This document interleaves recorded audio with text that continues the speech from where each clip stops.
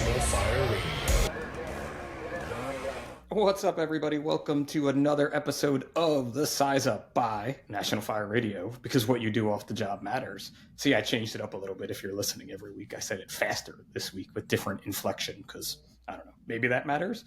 Maybe someday I'm going to take, it's cool, like chill, my life story real quick. But this past weekend, we were in Mrs. Pip and I were in Manhattan because Finn does this like Broadway intensive program called Broadway Artist Alliance. Just a plug for, my kids' Broadway thing, because you guys are all like, let me check this out.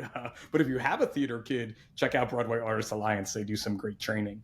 But he gets to take these cool acting classes and things. And I don't know, maybe someday I'll actually take like an acting class or like a voice over class, which I shouldn't say I didn't know people did voiceover work, but voiceover work in the acting community is humongous. Like, and people can do it from their house, just like I do my podcast from. Obviously, it's my house behind me, right? But you get set up with a mic and your camera, and some of the cartoons that your kids watch, or maybe you watch when you're in the firehouse, that voiceover work was all done by people around the world in their house, and then some super smart audio engineer mixes it together. So I think he took a voiceover class this weekend, but whatever. Who cares? That's me talking about me. I really want to get to my guest today, because this has been like a podcast in the making again for like 5 months, because my guest is super busy, and I think I canceled at one time too. And it is but early here in New Jersey, way earlier than I normally record. So I have my coffee. I have my Project Fire Buddies coffee mug. So shout out to those guys out there. But if you can see and you're watching, I am wearing my Arnold shirt that says LA Strong, where all the proceeds went to the victims of the West Coast fires. And go figure, I didn't necessarily plan this, but my guest today is none other than Arnold's world's strongest firefighter competitor, former 2003 champion, Wildland firefighter. So like I got all the things together all in one, just 2 days before the Arnold starts.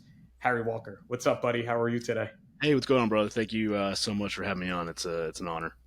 Was that like intro? Was that cool? Did I do you solid? Did I skip something? Like you aged me a little.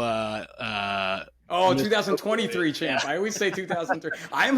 So this is like no joke. So, for folks that listen all the time, my younger son has dyslexia, and I've never been diagnosed, but when we took him for his diagnosis or his screening and the doctor was asking questions, I was like raising hands for me type of a thing. And I cannot get 2023 right. Like any year, 2025, yeah. I always say 05. I'm like, please, dyslexia folks, I support all of you. I've never been diagnosed, but it's definitely in there that I messed that up. So 2023, Arnold's world's strongest firefighter champ. And it was 2023. And I was the middleweight champ. So that year, I think I came like 10th overall, and we could talk about specifics more later, but there's different weight classes, but at the final day, they lump us all together and we all compete against each other despite what we weigh. So I'm not one of the big guys. I'm just like a semi-big guy. So yeah. When you compete, wait, real quick, because when you compete against the big guys, it's all the same weights that you're lifting, though? It's they do like a scaled matrix, but that year, like 3 of the weights were the same. I think the only thing that was different was maybe the deadlift, but everything else was the same weight as the bigger guys. From what I remember, I'm sure someone will trash me in the comments and tell me otherwise. From what I remember, that's from what you remember about being on the main stage at the Arnold with people yelling at you, lifting way heavier things. Yeah, exactly. I love that you're like I'm a middleweight with the big guys, and then there's like me. I can't wait to be out there in a couple of days meeting all you extremely large people and being like, hello, let's do an interview together today. Can you maybe bend down a little? Like when you talk to short people, do you do that when you talk to short people? You bend over? No. Very respectful. I love my short king. I would never do that. Oh my God. It's funny you bring that up though, because I love it. I love getting out there and mixing up with the bigger guys. I mean, you interviewed my buddy Steve, and Steve's an incredible athlete. Steve, the first year that I met him, he competed at the weightlifting and the strongman. I think there was an overlap. Like he did both in one day. So he's my God. phenomenal athlete. He probably didn't talk about that, but like it's great when you have guys like that, or yeah, maybe they're not like the biggest stature wise in terms of strongman, but they still get out there and they mix it up with the big guys and they beat big guys on events. So just because someone's small doesn't mean they're not out there, kicking some butt. Oh man, that may be the audio clip that starts my podcast now is There you just go. because someone's small. Like, listen, I am not like lifting heavy right Mhm. now, and I really haven't been for a few years. I'm just kind of conditioning, let's say, when I'm in the gym. But my older son, wow, am I plugging my kids today here? He's always been kind of lifting with me, and now he's in high school, and some of his bros are coming over in the garage gym. And one of his buddies, he's always been bigger. This like I remember when they met in third grade, and I was like, "Hey man, your school only goes up to fourth grade. Why are you hanging out with like a seventh grader? Like, what is that kid doing?" He was like a foot taller than he's always been, just a tall, larger kid. But he's really starting to up his strength. So the other day they were out there deadlifting, and I walked out just to check on him, and he's like, "Mr. Pip, I want to know." Like, and he was kind of nervous to ask, and Finn's like, "Just say it. It's my dad." Like, "What's your deadlift? Like your biggest deadlift you've ever done?" Type thing. So I had told him, and he was like, "Whoa, I'm chasing that." And I'm like, "Yeah, I couldn't do it now, buddy, because I haven't been lifting heavy, but I've been debating on maybe getting back into it. So maybe with you guys next week, that will inspire me." Yeah, I hope so, man. It'd be great to see you out there and hopefully provide some inspiration. We'll do our best. um, like I'm so excited. Like even though I have a job to do with like interviewing people and getting crowd reactions and things, like I'm just excited to watch all you firefighters work. Essentially, like it's been so long since I've been to a fitness event. I can't wait to see it. Yeah, it's cool. And Strongman's like I think this event does a good job, especially on the finals, of because the origins of strongman is it's comes from the circus essentially, and before that it comes from people trying to prove themselves. But so I think the Arnold the firefighter event does a great job because they've got a lot of cool like crazy looking events like ambulance tire clean press, fire hydrant loading medley. There's gonna be like an arm over arm hoist thing. So that's really what makes strongman more interesting, I think, to watch and a little bit different than other stuff. So I'm really pumped that the Arnold's been making it like a spectacle, essentially the way I think strongman should be. Yeah, it's interesting talking to a few folks who've competed too, and like that spectacle end of it. And when I was looking at the events, that arm over arm hoist, I mean, Yeah, that is literally like hoisting a ground ladder, right? Like yeah, hoisting that 24 up. yeah. I actually because I'm a wildland guy, we don't really do anything There's with no ladders. climbing. There's no climbing. Yeah, if you're climbing, you're in a bad spot. You're usually climbing up a mountain, like going straight up. It's not fun. You got a chainsaw on your back. You're getting after it. But I had the opportunity a couple weeks ago to go out to Santa Monica with some of the OG World's Strongest Firefighter guys and Martins Lisis, and we went to their training facility, and I actually got to put on turnouts for the first time and like experience what you guys do, and run through like a fitness course. And I've done like quite a few hard things in my life, but I knew it was going to be like difficult. But at the end of it, I was like, "Get me out of these things right now!" like that like minor feeling of like claustrophobia, and because it's Sure. it was like a first time experience, and so it was cool for me to get the perspective on that side of the house, because obviously the things that I do are quite different. It's a lot more mountains and forests and all kinds of stuff. Not so much like working in heavy clothing in enclosed spaces. So it was really cool to be able to do that. Yeah, I mean the stairs are totally different than a mountain, like Yeah, in just no way, shape, or form. But yeah, it's unreal that you've kind of been in this game so long, and this is the first time you've ever worn structural PPE. yeah. I mean, To go with the fire official terminology, structural for PPE. sure. Yeah, and that's one thing like I run into a lot. Tell people I'm a firefighter, or I always say I'm a wildland firefighter, and a lot of people don't know what that is. A lot of people don't know what we do and how varied it is. It's the same thing on the structure side, very varied from place to place. But I think even more so, honestly, on the wildland side, between all the different things you can do. So it's very regional. Like out west, everyone knows what a wildland firefighter is because of those Sure. fires. I'm from Boston. Like I'll say it, and guys I still work with over there, like, oh yeah, Harry, how's like the woodland firefighting going? I'm like, yeah, man, it's wildland. It's going good. Thank you for asking. Yeah, like what do you do like out there in the woods in your woodland firefighting and your woodland camo? Like I will admit too though, being from New Jersey, even though we do have trees and forests and things, not many, and sometimes larger brush fires, as I still Yeah. think. I don't think they qualify for it. I don't know, Wade. I don't want to insult the wildland guys in New Jersey, but like when you're in comparison to what Yeah. you see burning west. No, it's not. Um, It's not anything like the big campaign fires you're getting out west. But in recent years, I've been noticing stuff on the East Coast has been going off a little bit more, and it's been interesting to me because I just know that the resources aren't nearly as developed and experiences as the ones out west. So I always kind of, whenever I see stuff, going off in Jersey or New York, I'm always kind of curious as to what those responses look like. Yeah, definitely not the same, and it's really unique. And listen, we're going down a totally different road than I planned on for this so far. But like when we learn like our incident management training, Yeah, it's so based off of wildland firefighting. yeah, for And sure. I can remember in the early days of learning it and being like, this is like, why are we learning this? Like, there's no base camp or heliport Yeah, or anything like that, or tanker. We have tankers for places that don't have hydrants, but yeah. now we're even to the point of using tanker task force more when our water supply goes down. So Hmm. all of those IMS things that 25 years ago I was like, we're never going to use, we're literally deploying all the time here in New Jersey. Yeah. No, it's cool. It's cool seeing the interplay, and it was a cool experience for me to go out recently because I've this is my third season in fire, and I've had gaps between each because of military stuff. Um, and I did a couple seasons based out of Las Vegas, but on a federal crew. So like my first season, I went to 13 different states for fire.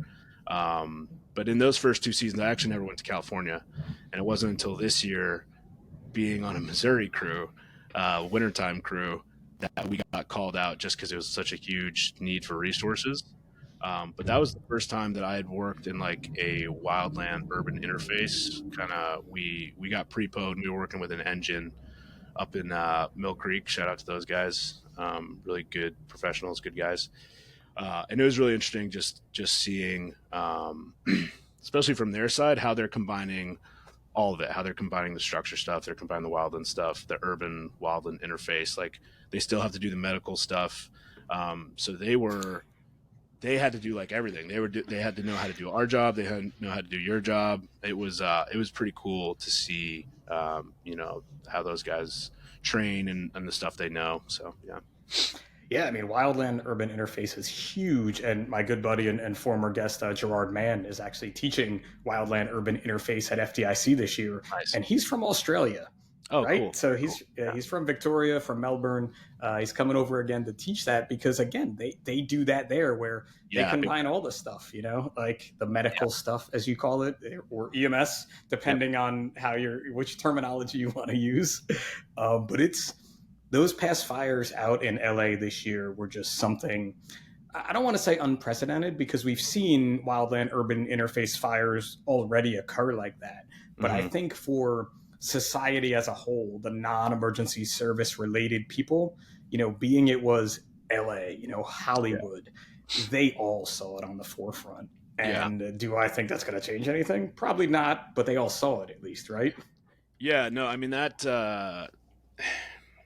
California is like a tough place because there's a lot of just issues tied up with their policies on thinning, and the On reason stuff like everything. the reason stuff like that happens is because it's mismanagement of fuels. And by fuels I mean basically, um, there's different types of fuels, 1 hour to 1,000 hour fuels, but it's basically like things that can burn, grasses up to trees, whatever. And if you don't either let natural fire manage that naturally or thin it, man-made, then it builds up. And when an incident does happen, then it's 10 times the scale of what it would be had we done some prescribed fire, some burning, whatever. So it's really sad and it's frustrating to see when stuff like this does happen, because like to a large extent it is preventable.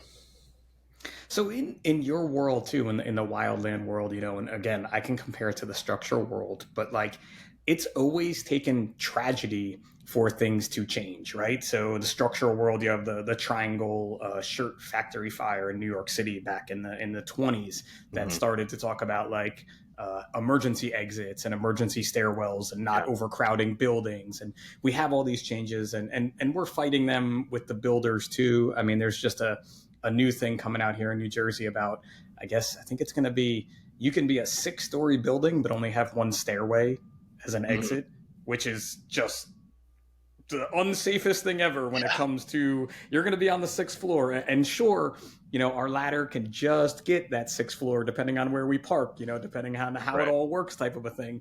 But that is not what you want if you're in a fire on the 4th floor, with e-bikes and things like that. But not to go down that road too far. But do you think maybe we'll start to see some policy changes because of these recent fires that may help that situation? Or is it just too big of a thing? I think it's an interesting time right now. There certainly are some policy changes occurring with the Doge, the Department Sure. of Government excess. Yeah. All kinds of things changing. Yeah. So there's an idea being proposed, because Wildland Fire, it falls under a bunch of different agencies: Bureau of Land Management, Department of Interior, United States Forest Service, and they all have a fire component. And there's an idea being proposed to bring them all under one umbrella, with the idea that it would help remove, because there's like a pot of money that goes into the United States Forest Service, and it doesn't all go to fire, and it goes to other things. And there's this argument that it's being used inefficiently, right? There's like a massive issue with overspending and misbudgeting. So I would hope that due to those events, and honestly, because they're events that affected like a wealthier class of people in some areas, that Sure. usually does a better job of catching some attention and motivating some people. But honestly, like year after year, what I see in Wildland Fire is like the country is very quick to forget. Yeah, we have these massive fires every year, and now it used to be like fire seasons, and now it's just like fire years. So like the country is just burning year round now.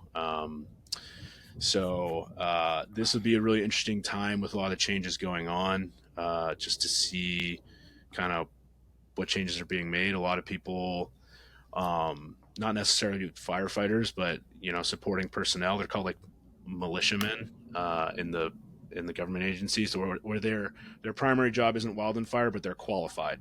So Okay.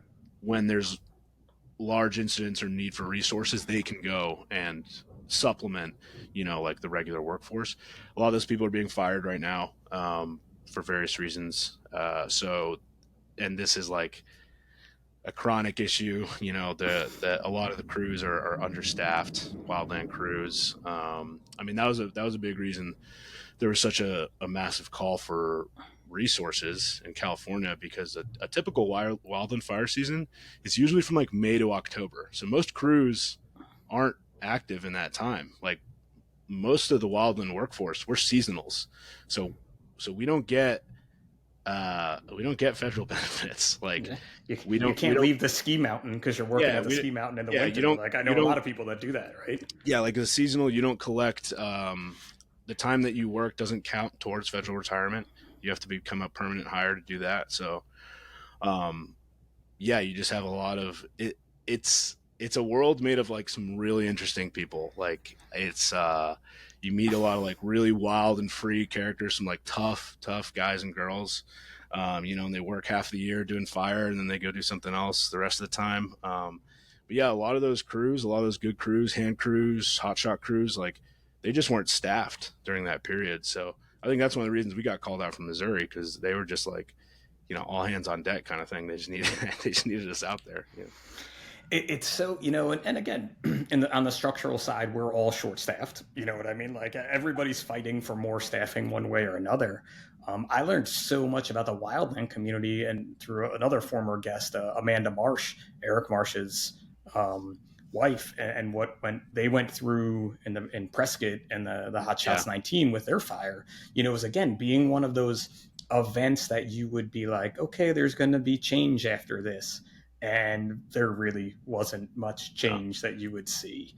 And it's so hard, I think, because of that like fragmented end of the workforce, and the same as us. Some days we go to work and there's one or two calls, and other days we go to work and there's 30 calls, and you're like, I wish we had 5 more engine companies. But it all comes down to those dollars and cents, and you just want to make it better. But I do think, to kind of move on more about you and not be this whole show about Wildland, even though I am interested in it, like seeing you guys coming out from Missouri to help, and then you working with a local California crew, and them being so like, thank God you're here type of a thing. Because I know if we ever were at one, I would be like, where are the federal guys that know what they're doing? Because I'm just here to do what you want me to do. But that kind of interagency work, even if that's what comes out of this more, that's a positive, right?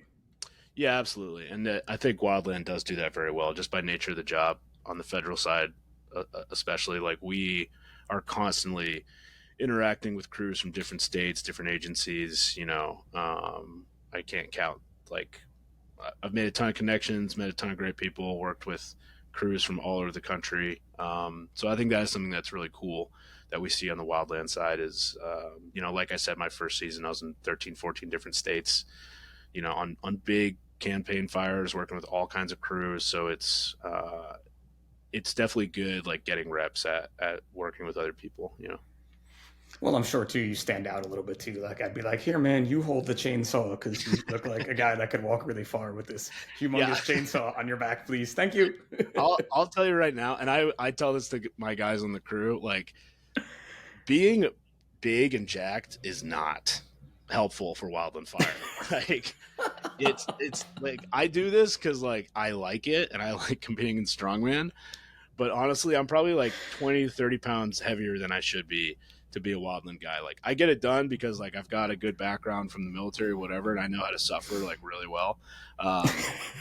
So I get up those mountains, just as good as anyone else, but like it doesn't feel good, I'll tell you that right now. And yeah, if you're thinking of coming to Wildland, like you better reality check yourself real quick and start hiking up some mountains, with some weight, and be real. Bro, I'm not thinking of coming to Wildland. Don't worry about it. I'm not. Yeah. I'm not doing it. Like I'm good. Yeah. I'm totally cool, man. The woods is. I like to go there and see it and then leave. Like I don't want to stay there, or I don't want it to be burning. I think Right. that's what when we as structural guys here in Central Jersey, when we watch it on TV, we're all like, nah, man, I don't want like the fire's all around them. Like, do they not see the fire burning above them with their rakes and their little tools? The Pulaski. We had to learn. I got a 3-hour lecture in Firefighter 1 30 years ago. Pulaski. You know what a Pulaski is? Kill some stuff with a Pulaski. Right. Yeah, that's what it's all about. And then you don't get to go home. Like there's no bed. The bed is like the forest floor. That's the best part about it. Yeah, you get to sleep under the stars. You get paid in sunsets. Paid in sunsets. Yeah, we don't get paid that much. So like that's literally a saying. Like you get paid in sunsets. Oh my god. Oh my god. All right, Harry. So how did your world lead you to this? Like how did you get towards this wildland area? Like kind of, in that life. I know you were in the military, but kind of get us up to that point. That's a good question. I did 4 years active in the Marine Corps, in the infantry. Actually, I got out as a captain from 1st Battalion, 3rd Marines out in Hawaii. I did a couple deployments with them, and then I got out in 2018. And really, I had a hard time transitioning out of the military, especially if you know anything about the Marine Corps. Like it really is a cult, and then the infantry is like a cult within a cult, and it's a very intense place, and it rewarded a lot of the attributes that I had that I then had to figure out how to change when I got out. So I had a really hard time transitioning out, and I actually had a period of time where I was pretty depressed. I almost killed myself in 2018. obviously I didn't. I'm still here. I was able to kind of get myself through that. And and a big part of that was, I had really felt like a loss of community and a loss of purpose, right? And so I was kind of I was looking around, and during the same time I was actually looking at coming back into the military. So I was doing that process as well, but because it was kind of around like the COVID time frame, like a lot of things were delayed. And so I wanted something else to do that had purpose, that was physically and mentally challenging and hard. That's always been a big part of my life, is challenging myself in a lot of different ways. And I had a Marine who had gotten out and he had done Wildland fire, and I would just kind of see his stuff and be like, wow, that looks pretty cool. Like they're outside, nonstop. They're with like-minded people. It looks very similar to the infantry. They're doing something which I think is a great cause. They're protecting our nation's national resources, which I think is one of the greatest treasures that we have in this country. So yeah, I sent out applications to I Googled, veteran wildland fire crews, and saw the whole list. There was 20 something crews across both agencies, the BLM and the United States Forest Service. And I literally just emailed all of them. And I was like, hey, here's my resume, here's my DD-214, which is separation paperwork from the military, saying that I got honorably discharged. And I was like, I'm ready to work, kind of thing. This was during the hiring period, and about I think I sent it out in November, December, and then the season starts in May. So I sent out a blast, and I actually got a call back from my first superintendent the day after I'd been waiting on this Army timeline thing.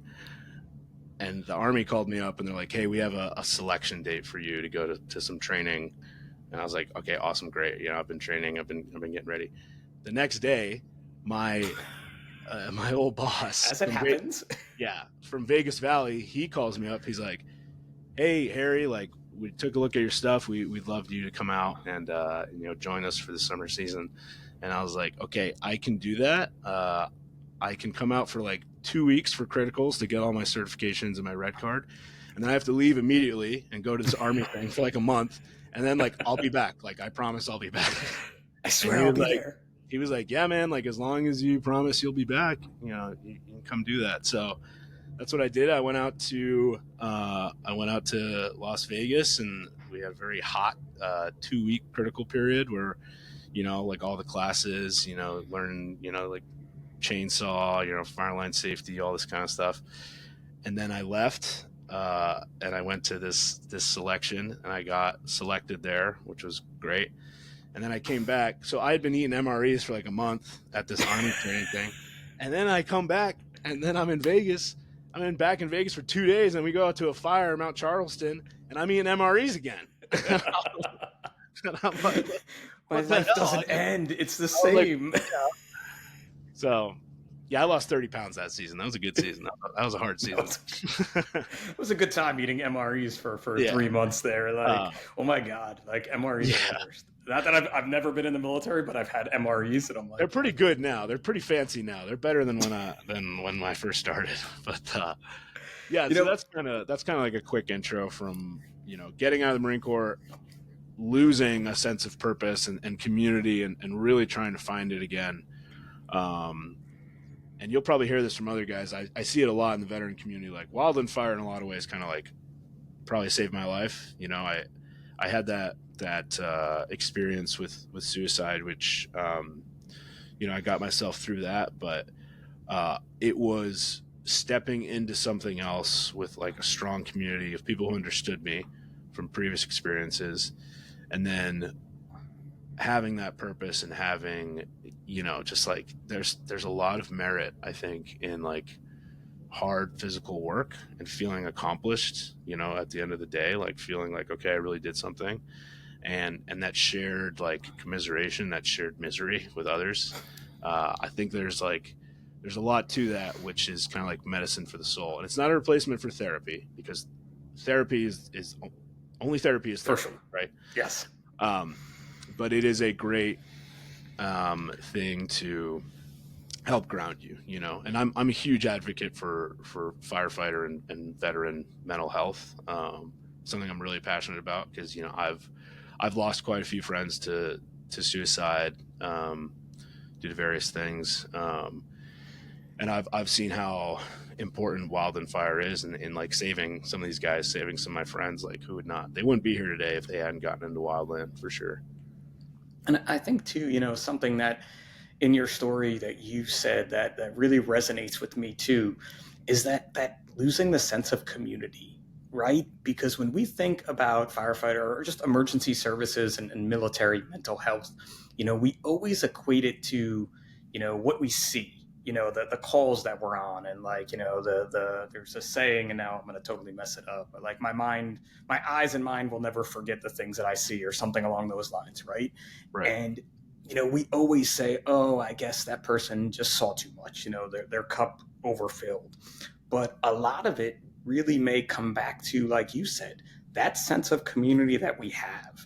And I think that's why we are our best advocates for each other, right? That, you know, knowing, and this has been a huge change in my career from when I started 30 years ago to now, is how we address these problems and just talking about them and talking about that sense of community. And I know my own retirement is coming in a few years, and I'm already preparing myself for where I'm going to go when I don't get to go sit, as Mrs. Pip calls it, the clubhouse with my Yeah. friends and drink my coffee in the morning. Like, that's Yeah. going to be so hard, right? Yeah. But it's important, and knowing that and leaning into it. And, you know, I think the structure fire community does it especially well, with having great community and connection after service. But yeah, that's something that's really important for guys to know, is like lean into that period. Like, if you know you're going to be separating, this isn't just for fire, this is for military, like acknowledge up front that you might be a really resilient, tough person, whatever. Like, it's going to be hard for you. It's going to be hard Yeah. for you. I know it. I'm already dreading it. Like, in a way, I'm not dreading it because I'm really excited about it. Yeah. But that void, and it's something too, like, you know, and I know from talking to Steve and Marcus and Noah and Lance, like, that the community you guys have with World's Strongest Firefighter at the Arnold is like a community within the community within the community. Like, I'm Yeah. almost scared I may not be close to being accepted at this. Like, I'm the weird dude. Like, you know what? Like, and everybody's like, dude, these guys are gonna love you. They're gonna want to talk to you, and this that. And I'm like, please like me. I'm only this little guy from New Jersey. Like, it's like the first day of high school, right? And this is my first time doing any real like official media stuff. Yeah. So I'm like, I don't want to mess up. I don't want them to No, not it's like going to be fun. me. Yeah. But no, It's that community, right, is amazing. And Mhm. the more I try to tell folks that I work with and then I meet along the way, like, look, find your people. And Yeah. who knows what they look like, where they are, or anything. It's what you have Yeah. to do, right? Yeah. And I think just the strongman community in general is a very accepting, very, I think probably the kindest community that I've found in strength sports. You know, I've competed in powerlifting, I've done some other stuff. But people will literally give you like the gear, you know, from their bag. Like, oh, you don't have knee wraps? Like, here, try mine. Like, you don't have elbow wraps? Oh, like, here, man. Like giving advice. This is something I frequently do. Like, I will give people advice on how to beat me at competition. Like, I'll do an event, and I'll, like, the next guy, you know, because they're usually my friends and I know them already. I'm like, hey man, like this is like what the stone feels like today, or like, hey, I noticed this. Like, make sure you do this on your run so Yeah. you don't make the same mistake I did. Like, you don't see that really in other sports as much, I feel like. And strongman really is a place, you know, I think for like-minded people who want to do something hard, and but it's also like an incredibly kind and empowering community, and that's, I think, one of the great parts about it. So it's really cool to Which see within the fire world. It's like big teddy bears out there is what you're saying. Like, I'm just going to get to meet a bunch of big teddy bears. Like, everybody's in love and having fun and competing like crazy. No, just talking to Marcus. And I've known Steve for a really long time and somehow missed out on the fact that he competed in all of these things just because of, I guess, social media algorithms or whatever you want to say.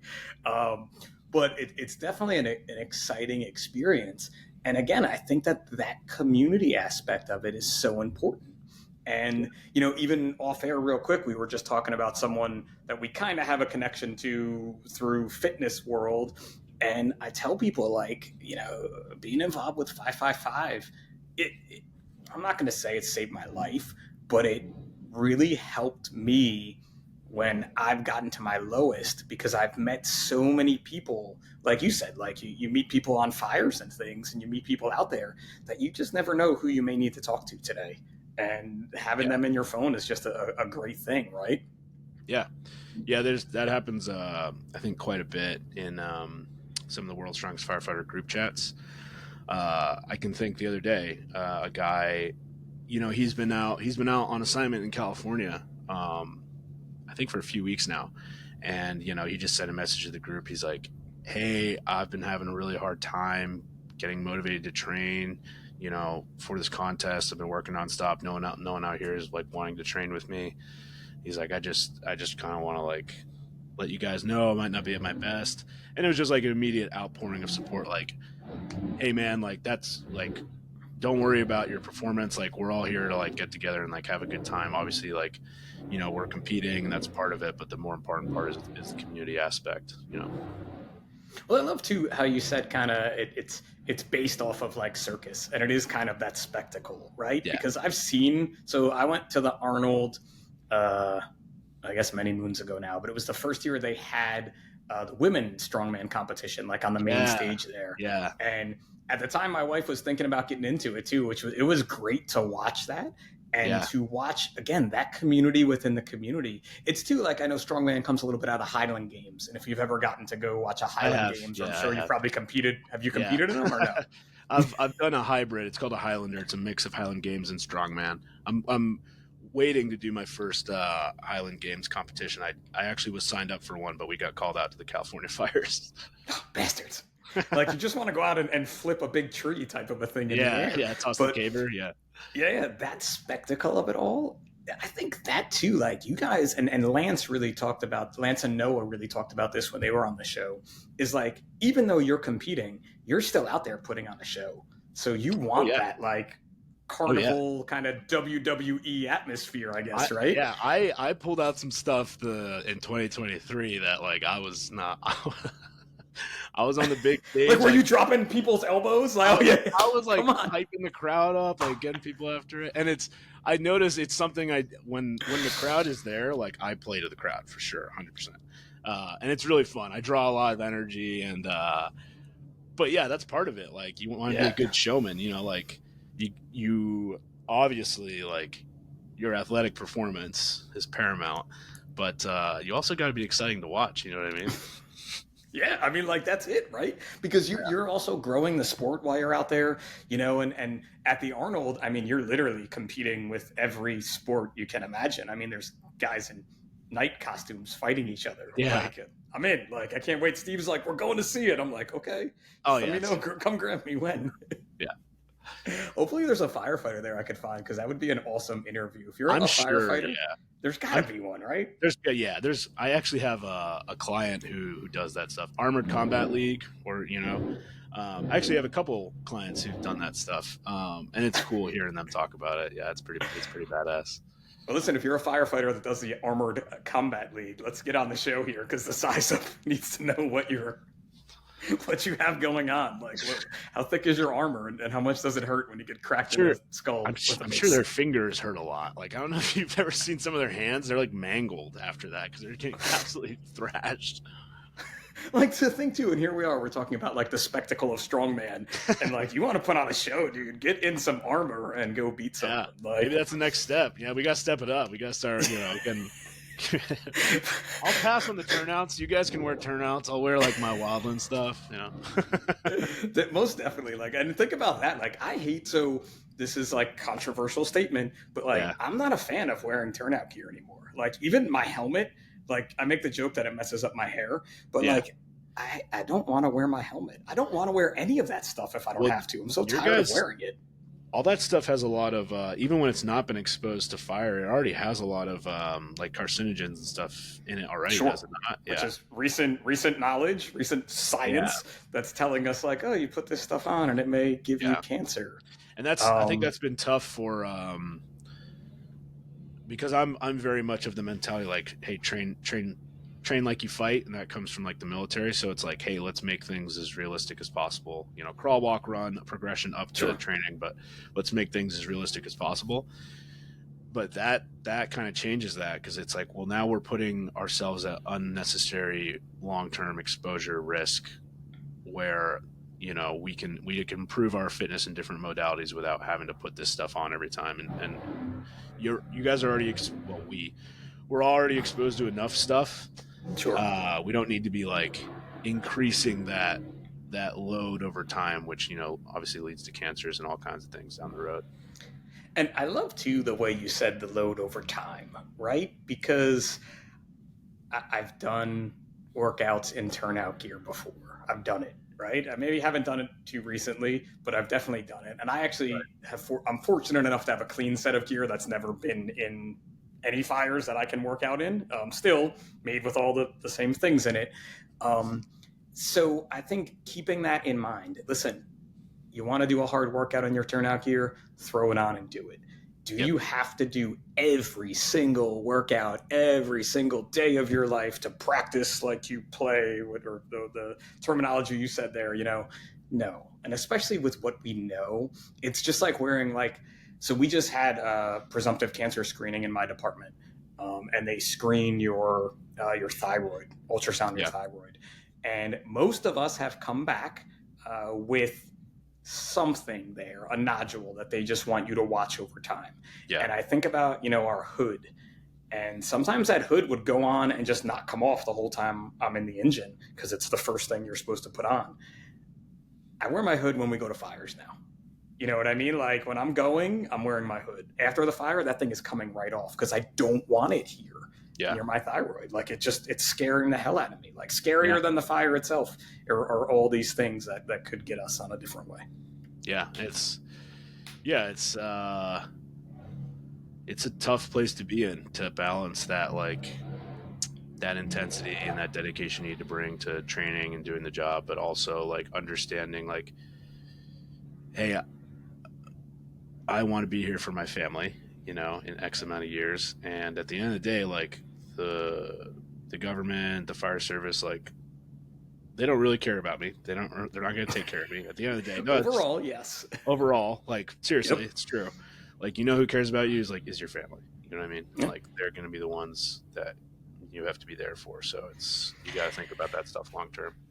That's always been the scary number for me too, is the life after separation of service for folks like us. You know, whether it's police, EMS, military, fire, like there's not really anybody tracking it, but we're all tracking it, and we know that number is short. And I don't want it to be short. Like I spent way too long doing this career to not be able to live it out on the other side and look back on the stories and be like, this is it.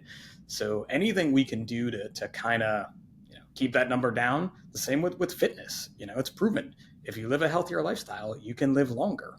So why not try your best to live a healthier lifestyle? You know, absolutely. Yeah, I mean that's the cornerstone of the professions that I have is that fitness component. Like in Wildland, like there's not nearly as many, I won't call them barriers to entry that you guys have, but you have a much longer pathway to being employed. You know, there's more requirements, medical, EMS, etc. Wildland, like biggest thing, like you better be in damn good shape. I mean, like you're gonna get run through the physical ringer, and that's like a huge component of the day. At like every time, you know, there's fires that you're gonna be hiking in a couple miles, like, you know, high elevation, steep grade, just to start work. You know, like that's just to get to the job kind of thing. So yeah, it's like a incredibly important component. Sidebar too, and interesting, trying to get on the job, being young and kind of stupid. My roommates and I all trying to be firefighters places, and my one roommate was like, "Hey man, let's go apply to be on like a brush crew this summer," and like looked into it a little bit, and Oh man. I'm like, nah, B, like that's not for me. Like I'm from the city. Like there's just like, aren't you from the city? Like you're only like two towns over. I know there's more trees there than here, but like, nah. Did you see what these guys Yeah, do? brush crews And are no joke, man. yeah, like we're not walking. You have to walk in and then walk back out. Like maybe I wouldn't mind being the guy that jumped out of the plane, but you just don't get that job. Like that's not your first day. Like first Yeah, yeah. job, jump out of a plane type thing. No. Smoke jumpers, you need a couple years of 2 or 3 years Yeah. experience before you can jump in there.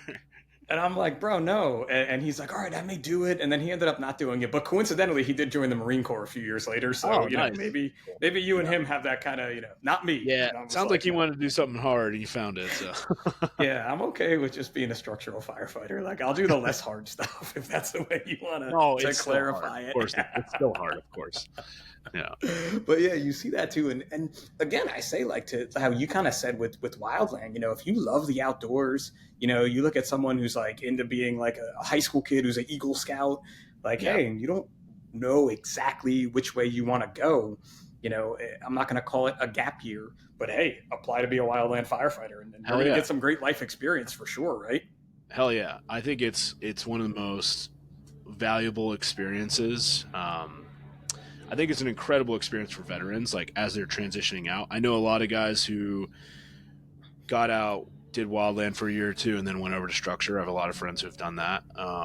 And it seems to be a really good bridge for guys and girls getting out of the military, providing that community again, while Sure. also helping them transition to civilian life, transition to civilian world, getting them some like a resume builder, whatever it is. But yeah, even like I know a lot of college kids, kind of do it in the summer. But if you want to learn some things about yourself, do a season of Wildland, and it's you'll learn some Yeah, good stuff about yourself. for sure. It's hard work, it's good work, it's rewarding. Public service is, a lot of my life has been about doing things in service of others, doing things that are greater than myself. And I think there's a lot of merit in that. Obviously, I'm biased because I've spent a lot of my life doing it. It's what I value as important. But I do think there's something very important about recognizing that like we should serve in some way or another. You're a helper, dude. We're all yeah, helpers, right? undertake And something that's more than just yourself. I love to, and I never thought about this until you said it, right? But that like transition from military life into civilian life, we all know is hard for folks, regardless of what they did in the military, what they saw, what their job was. You have that kind of structure, you have that kind of like, you're told what to do all the time, you're around all these mostly like minded people doing the same thing, wearing the same thing. And I know I've seen it in movies at least, where you take that military person and then you put them into civilian life in an office or in a mall or in, Yeah, it's a humongous, like, let's just turn your life around and be like, here, come work here. We want to hire you to do this job because you're a military veteran, but it may not be exactly for you. But when you think about what you guys in the wildland community have, you have that community, you have that sleeping under the stars, and you still have the adrenaline rush that you may be yeah, looking for too when that occurs, but you put it all together and it's like the perfect, I guess, I don't know if you use the word transitional job now that yeah, I'm thinking more about it. I love that thought process, and I wish there was a way to kind of gear people towards that even more. yeah. There's and it's not just a transitional job. Like you can have a Yeah. great career, but one resource that I'll point people to, if there's any veterans listening right now, is Veterans in Fire on Instagram. You're pretty much guaranteed to get a job if you just get in touch with them, send them your DD-214, tell them what you're looking for. They'll hook you up. I've probably pointed more than 100 people their way, and a lot of people have gotten into fire that way. And they do some really incredible stuff with getting veterans plugged in into the wildland community. I believe there's also a structure page that does the same, but it's just called something different. But the guys I know are veterans in fire. My friend Blake Toth started it, and yeah, they do an incredible job. No, that's awesome, and it seems like someone that I want to have on the podcast. So appreciate the plug, right? Because it's a huge thing. He is like a crazy, incredible guy. We've actually never met in person. We always miss each other because we both travel and do so many crazy things. But he's been to like Antarctica for like a helicopter crew out there. He's fought fire internationally in like Italy on a helicopter crew. He works with international like Swiss hotshot crew. So he'd be a really interesting guy to talk to. He's also a Marine Corps vet. That's how he learned about Wildland Fire. They were on Camp Pendleton, and there's fires, and they tasked their helicopter to go do like bucket drops. So that's how he found out about it. It's beyond an interesting story too. Yeah. And just knowing, like, I know here in New Jersey civil service, a veteran goes to the top of our list, pass our test, and this is just for New Jersey specific folks listening, but I always tell folks when they reach out, like, hey, move to New Jersey and go move into this larger city. You have to wait for the test. You have to pass it, but you have a pretty good chance of being able to get hired. And I work with some amazing guys that are vets, just more because, again, when I was getting hired, there were no conflicts that were giving people the veteran status. We were kind of coming out of that era. Now we're back into that era, and we're sort of coming out of it. Hopefully we stay out of it, but we're still hiring one or two in every list on my department. And you see that throughout the state, like so many veterans coming into the fire service. I think that's similar in a lot of places. It's veterans preference. So you get extra points, or, on the federal side for Wildland, it's called like VRNE, and it's preferential hire. And there's all veteran crews too. Like there's like all veteran Wildland crews. All the crews that I've worked on. So I did 2 scenes at Vegas Valley, veterans, all military veterans, and this crew I'm on now, the Mark Twain National Forest Hand Crew, is also all veterans. So what a great scam! I love you guys. Yeah. Like getting in the system, like. Yeah. It's right? Like, it's awesome. Like, no, I think, and again, I called it a scam because I'm from New Jersey. It's not a scam, but like, looking out for each other, that's what it's all about, right? It's huge. And having that like-minded thing, like we can't do that on the structural side, but knowing that exists because there was a need for it, like it's so big. And especially in your community, you guys are a community within a community, like you said, within a community in the Marines there, but you're going to know when someone is struggling a little more than I will post separation. So being able to be there for each other, that's so huge. Yeah. Yeah. It's, for veterans, especially, like those veteran crews are awesome because it's that transitional piece. And especially if you're coming from like a pretty specialized community, like the infantry or whatever, it's just nice to have people around who have that shared experience. Both the Bureau of Land Management and the United States Forest Service have all veteran crews. So if guys want to check those out, you can do a Google. You can reach out to me, and I'll get you spun up.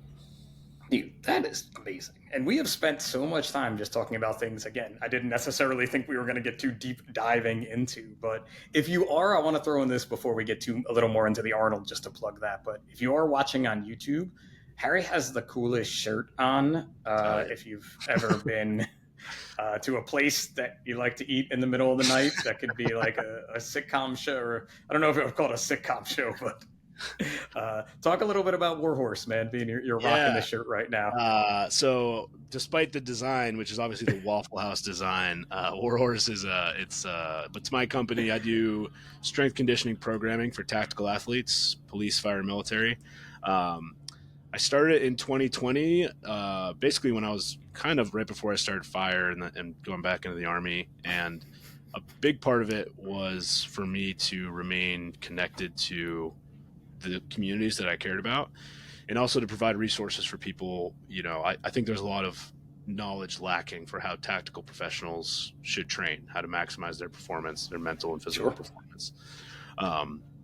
So I work with like a ton of amazing athletes. I actually have a few guys going to World's Strongest Firefighter to compete.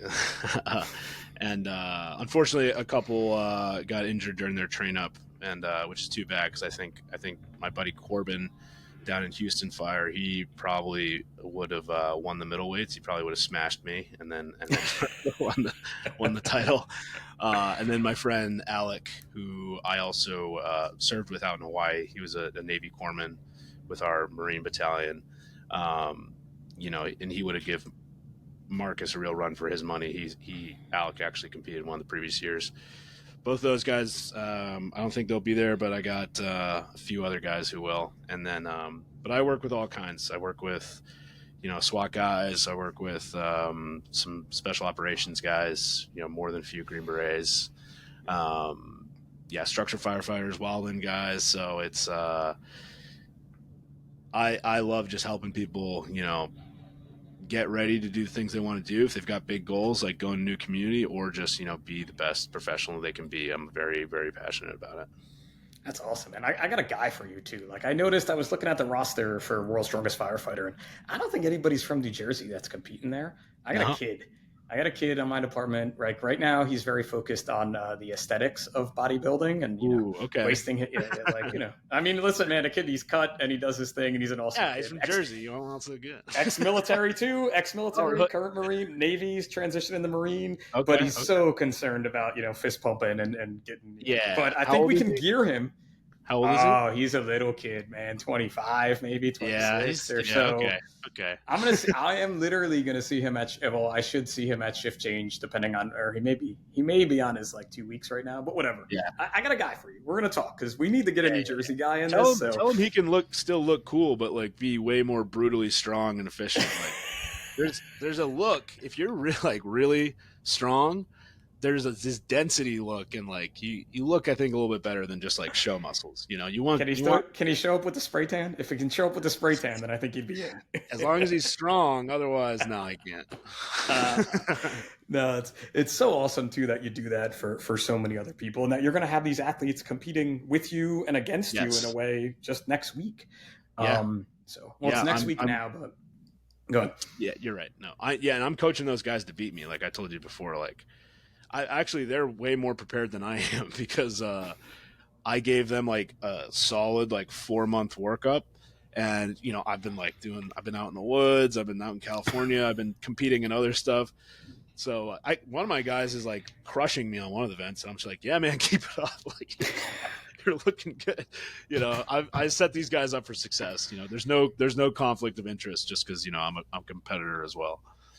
Well, bro, you sound like the guy I got to get with when I'm out there to teach me how to lift some of this heavy stuff. So, Marcus, man, let's do it. I was talking to Marcus, but Marcus has got his eyes set on the prize. So he's like, yeah, maybe if I have time. I love you, Pip, but leave me alone. I literally, yeah. It was actually, I think the answer was yeah, I'm sure someone will do that.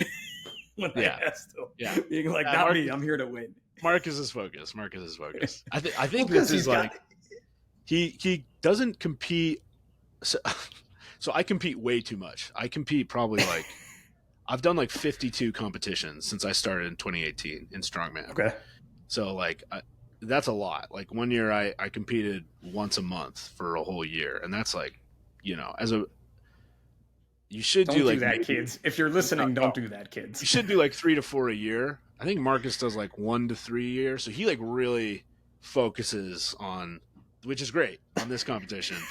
But I'm I love competing, and I just came second at an invite only competition, which was really cool because the guy I came second to is the top guy in the world at the weight class that we did, which was pretty cool. But now I'm about to go to this show, and it's going to be open weight class, and I have to compete against Marcus. You know what I mean? Well, he says he's I'm the champ. I have the target on my back now. He's all these serious guys are looking for me, and I'm cool. I was so do better. I don't know what more you want me to tell you. He's bro. Good. He's gonna be fine. Marcus is an amazing athlete, and he's been training hard for this show, and he takes it really seriously. So he's gonna do great. That's I actually think it's gonna be him and I are the only OGs from the first years at the Arnold. Because there was a couple years before that where it was out in California, but I think Marcus and I are the only 2 remaining guys from the original crew that was 2022 at the Arnold, I think.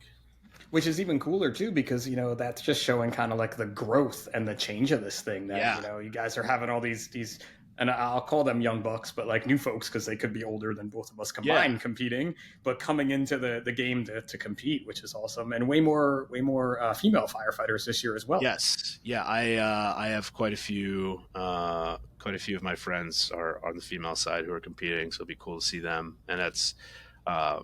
I love to see that growth, because there's some really amazing female athletes as well, for sure. But yeah, it's gonna be a good time. Just like the depth in terms of quality of athlete too is like grown so much from the first year. There's some like serious competitors. Like my buddy Frank, who's in the middleweights. He came like second at USS Nationals. Incredible athlete. I think he's looking really good. I wouldn't be surprised if he wins the middleweights this year. You're seeing people who aren't just like strong firefighters. They're like legitimately good contenders for, strongman, the sport of strongman, on a national and a world level, which is pretty incredible to see that we have that many of them, in the fire community. And it's so cool too, because you can be a strong firefighter and be like, I want to try this out and get into strongman kind of that way, and then decide whether you just want to be a strong firefighter, which there's nothing wrong with that, obviously, or a competitor to the next level. And I feel like this show is going to have a little bit of everything in there, right? Yeah, which is good. As long as it helps you get better at your job. Then go for it. So like if you are going to choose like a fitness hobby, like the only thing I'll say is like don't let that interfere with your duties as a professional. Like spoken like a true coach right there. Yeah, if you're getting in the house and you're sucking down your oxygen bottle in like a minute, okay, like you need to fix something, right? You got to up the cardio a little bit, right? Sorry, man. Well, so No, it's so true what you're saying, though, right? Because we can look at it, and I always, regardless of the word and all the things that go on, that CrossFit modality, right? That as emergency service personnel, we kind of need both ends of it. We need to be 100%. Super strong, and we need to have good cardio, and you need to meet in the middle somewhere. Yeah, this is something this is something I get fired up about. I see fat first responders and it pisses me off because this is just like the way I view it. And there's a lot of fat firefighters. I'm just going to fucking put it out there. If you, like the day that you signed that contract, the day that you took that oath and you swore in to protect the public, you forfeited the right to be out of shape and to be incapable, right? Like, if you have a job where the only person that relies on you is you, great. You can be as out of shape as you want. You can be as fat as you want, whatever. You cannot, or you should not, feel like you don't have to show up every day, improving yourself in some way to be a better tactical professional. So, and that means having like a hard conversation and looking at yourself sometimes, because I've had it with myself on the mountain, you know what I mean? Like, I'm a lean like 230, but like, hey, there's guys, who are 180, same height, and they're zipping up the mountain, they're faster. And so like I've had hard conversations with myself. I'm like, all right, I need to drop some of this muscle mass so I can be a more effective endurance athlete, which is what being a wildland firefighter is.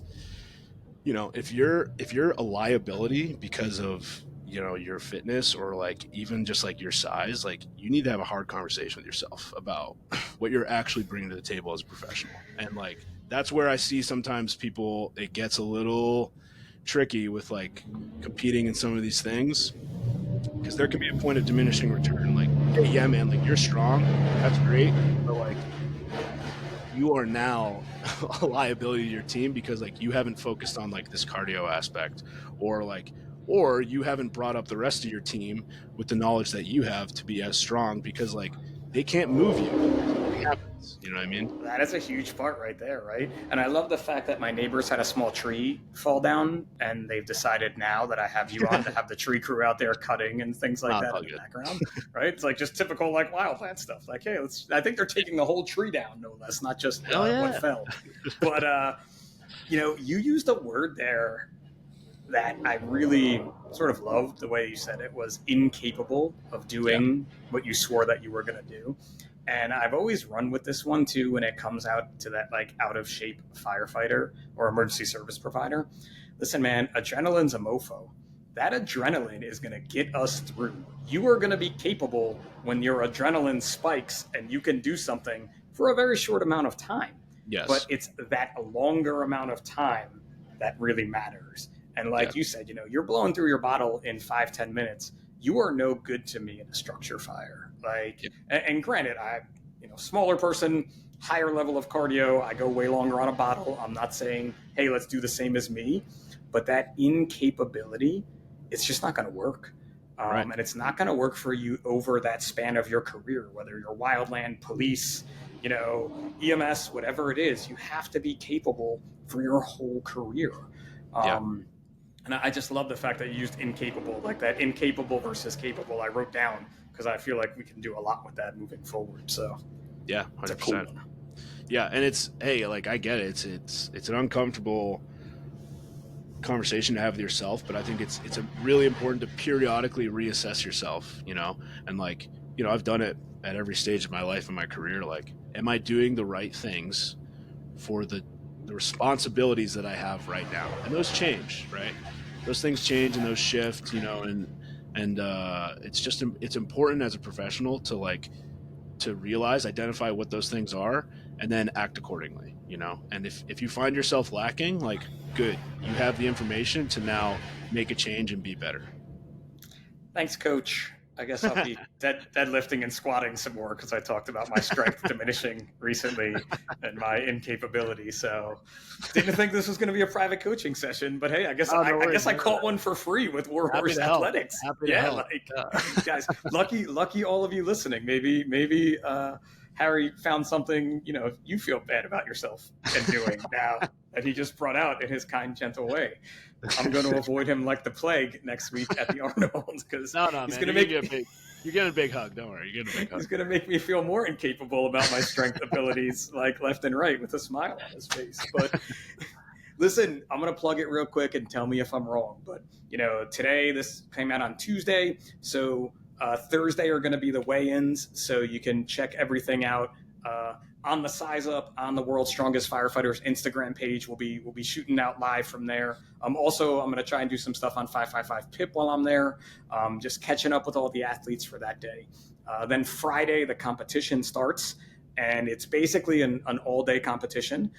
So again, on Instagram, World's Strongest. I have it written down. It's where is it? I wrote it down. It's ASF, World's Strongest Firefighter, on Instagram, or on the Size Up, or on 555 PIP. Be trying to get as much of the competition as we can up. Do they go a live stream or no? They do, yeah. They'll have a live stream. Usually they'll put it on YouTube on the Arnold Sports Festival page. If you navigate around, usually they have a link under the firefighter section. But there's a bunch of pages. Your page, the WSF alumni page, the ASFS. World's Strongest Firefighter. A lot of acronyms. Fire service got to have acronyms. You'll be able to, if you find any of those, you'll be able to find the live stream. If you can work the Google machine on Friday or Saturday, you can find the live stream of the World's Strongest Firefighter. Google and then machine. Saturday, I think it's 1 to 4 is the finals on the big stage. I believe so. So everybody's going to compete on Friday, so you'll get to see all the athletes. And then on Saturday, the top athletes get to go head to head. That's where you'll see the fire hydrant medley of sorts, I guess, which is going to be beyond interesting to watch how that works. Yeah, so. You'll see some cool techniques, and you'll see if people have actually been intelligent about their training on that one. Oh boy, I like the way you said that. So, Harry, where can everybody find you on social media? Your own handles. Yeah, you can find me. Instagram is the main thing I use, and it's at HJD Walker. And then my coaching page, my business page, which has all my fitness stuff, is war_horse_athletics. Gotta love the underscores. I got them too. Never fear, man.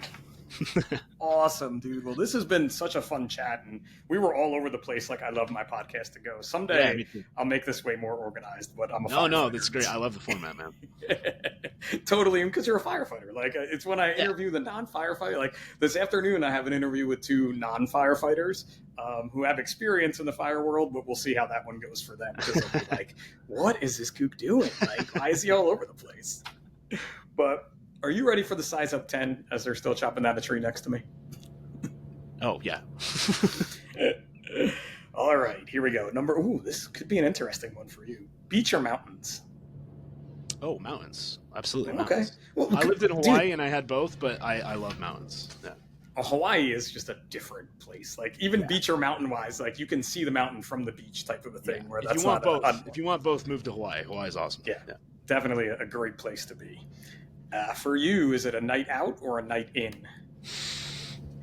It definitely used to be a night out. Now it's definitely a night in. I was a big night out guy, but now 100% a night in. Yeah, I couldn't be happier about that. There's nothing wrong with that. No. Yeah, I have an amazing girlfriend now, and yeah, she's a big part of that. So it's big Nice night in plug. guy. Yeah, that's a cute plug, and you'll find that if she listens to the whole episode because it's at the end. So I'll just send her this clip, and that'll be it. You're in. I'll get you this clip for sure. How about a movie everyone needs to see? Oh yeah, there's some good ones. Because we're talking about the Arnold, I'm actually just gonna plug like one of my favorite Arnold movies, and it's Predator. That Predator inspired, I think, a lot of things in the way that I went about my life. Like, actually, like when I was in some of my Army training, I don't know if you remember the character Blaine. Yeah. Sergeant Blaine, Jesse Ventura, huge mustache, like hat, shirtless, like sleeveless, minigun. During training, one of the instructors didn't know my name, looked at me, I'm carrying like the 240, which is a medium machine gun. He's like, "Hey, Sergeant Blaine, get over here." And I was like, "Fuck yeah, I finally made it." I had like my boonie was like tilted the same way. I had the mustache, and I was like, "I've made it. I'm being recognized as Blaine. That's who I am now." This is my goal in life. There you go. I'll take Predator for that one. Good. It's a good one. Cross-country road trip. Who is your celebrity co-pilot going to be? Living or dead? Okay, this is actually a good question. I was going to just say my girlfriend. But no, I had to change it to celebrity because everybody was like my wife. I'm like, stop lying. Like, I drive places with my wife. Actually, so I never got to meet my grandfather on my father's side, and he was a pretty incredible guy. My father's quite a bit older, and he's British, and so my grandfather fought in World War I for the British, fought at the battles of the Somme and Passchendaele. So I would really have enjoyed getting to know him and hearing his life experiences and hearing the things he experienced. Him or my uncle, who was British Special Forces, and he fought the Japanese in World War II. He was captured, tortured as a POW. So either of those men, I think there's something important with me connecting with just like my own lineage. Sure. There are a lot of famous people throughout history I would love to have conversations with, but because I never got the opportunity to talk to those guys, I would really enjoy spending time with them. And now we also know what kind of led you to your military career, which we kind of glazed over and skipped to that, was just the family lineage of having all these Brits involved on that side of the pond. Strong family history of being professional warriors, which inspired me a lot to kind of do some of the things I'm still doing now. Sure, and I'm sure if you told them about your Jesse the Body Ventura Blaine story, they would be just as appreciative of it all as well. If they saw the movie, you'd have to show them the movie. They'd probably laugh at me, man. Those guys are tough as nails. This is the stupidest question to ask you, but maybe we'll find something out here that no one knows. Do you make your bed every day? I do. Yeah. I love having an organized space. Like if my workspace or my room gets too messy, I have to have it reorganized. It just makes me more productive. Love it. Love it. Love it. How about a book everybody needs to read? That everybody needs to read. Everybody. You could pick just strong firefighters if you want. Or No. There's a book which helped me a lot. It's called Attached, and it basically goes into attachment theory and how we connect romantically with people, and how previous trauma or previous things we have kind of prevent that. And it's to navigate between attachment styles, being avoidant, secure, and anxious. And it really helped me after my last relationship. I really had to take like a hard look at myself, and realize there was a lot of things a lot of patterns that I was bringing from trauma from my childhood and throughout my life into my relationships. And it was, I was the common denominating factor in all these situations, right? And I was running into the same things, and it was because I hadn't taken the time to work on myself. Isn't that the worst and best thing ever? Like we glazed over therapy before and how important it is. But I can remember like when I was finally convinced that I should go to like real therapy, not just like, oh, you saw bad stuff at work, talk therapy. Like I went like for real.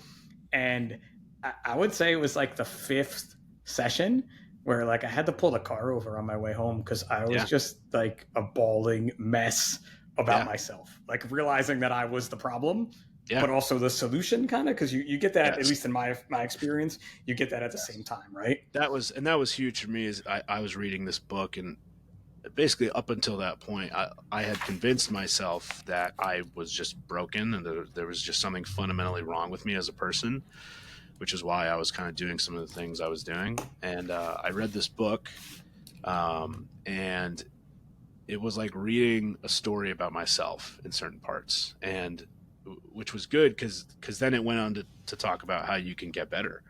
Yeah. And that was huge for me because I was like, oh, like I can help myself, right? And I can get better, and I can, like, I don't want to be this way, and here's a tool to help me on the road to getting better, in conjunction with therapy, in conjunction with a lot of self-education. I think the biggest, because you can send someone to therapy and it's not going to do anything for them. I think that desire to improve, it really has to come within yourself, and you really have to make the acknowledgement, like, I can't do this by myself. I need to reach outside myself and leverage every resource I can. I need to do my own reading. I need to listen to podcasts. I need to go to therapy. I need to be intentional every day about the things I'm learning. And so that mindset shift, when I was finally like, I need to go to therapy because I need help, that is kind of like what cascaded everything else. And then too, like, this is forever. Like, there's no like fix. Like, it's not like, oh, I cut myself, I got stitches, and now I'm better after a few weeks.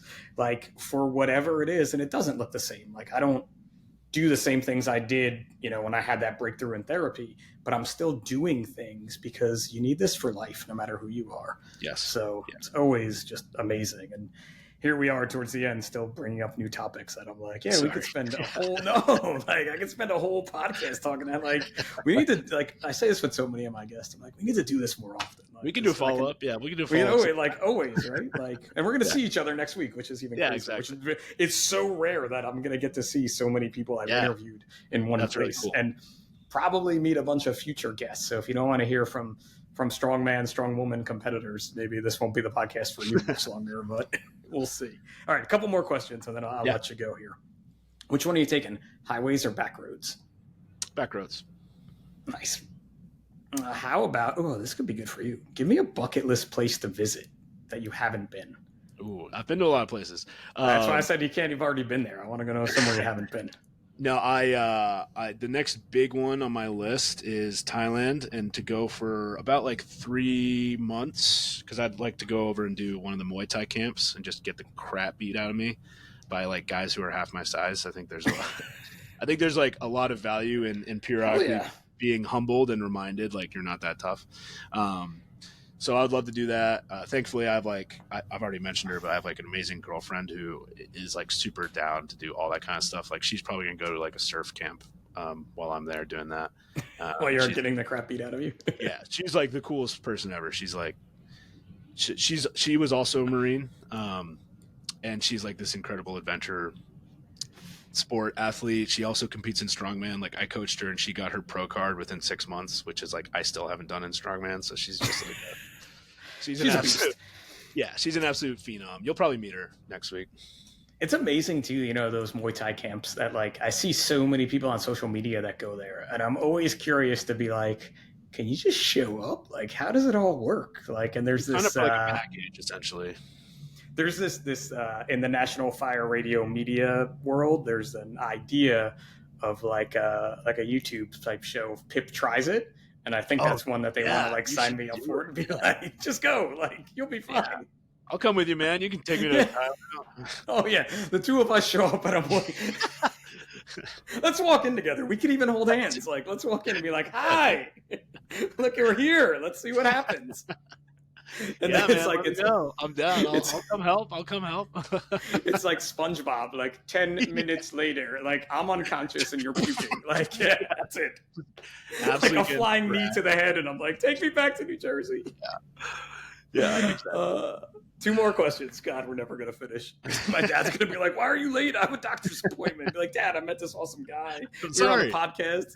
He's gonna listen and be like, "This is why you were late for this guy? What are you doing?" Like, you guys never stuck to one topic. Yeah. No, he's ex-fireman. He has fireman ADD too. Yeah, it is. In his 80s, he still has it. So he's always the place. I love it. All right, which one is it for you? Football or football? Man, honestly, neither. I played rugby for 12 years, but go for it. I'll take it. I'll take rugby. You're not the first person to say that. My brother-in-law coaches rugby. We'll go with rugby.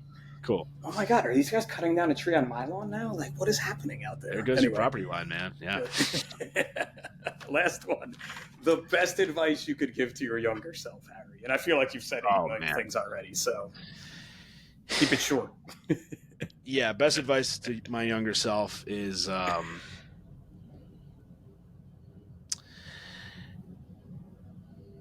just be kinder to yourself. You know, it wasn't your fault. Like, and you know, the things that you went through, yeah, like you didn't need to experience them, but they made you the person you are now. So just be grateful that things turned out the way that they did. Oh, Harry, being a dad, you like tugs my heartstring for my boys to hear something like that. Because again, in the teenage years of remembering, like when Tracy's like, well, when you were his age, what did you feel about this? I'm like, Trey, I can't remember what I did yesterday, but I'm sure it didn't feel good.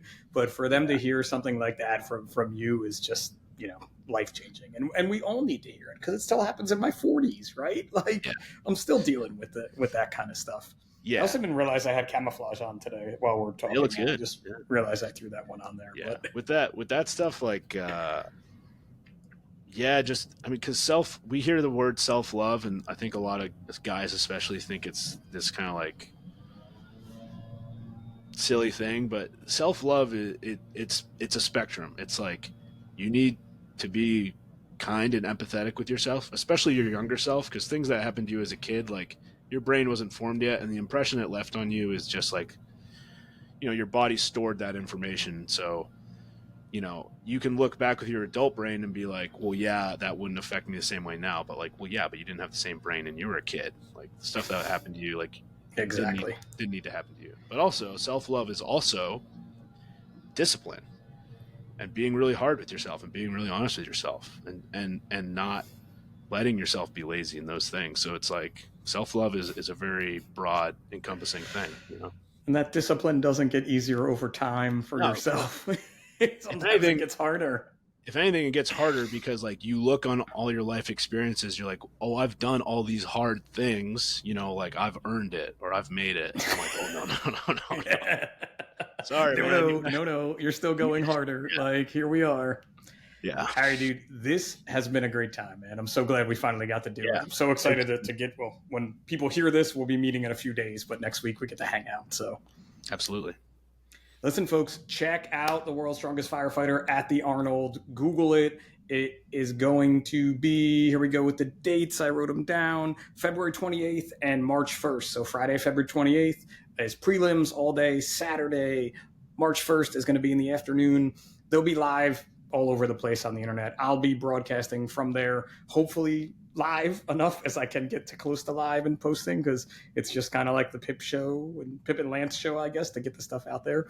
But we're going to try. This has been a great chat. As always, thank you for tuning in. Yeah, and I'm just going to end it like that. So for the Size Up by National Fire Radio, this is Pip, and remember, what you do off the job matters.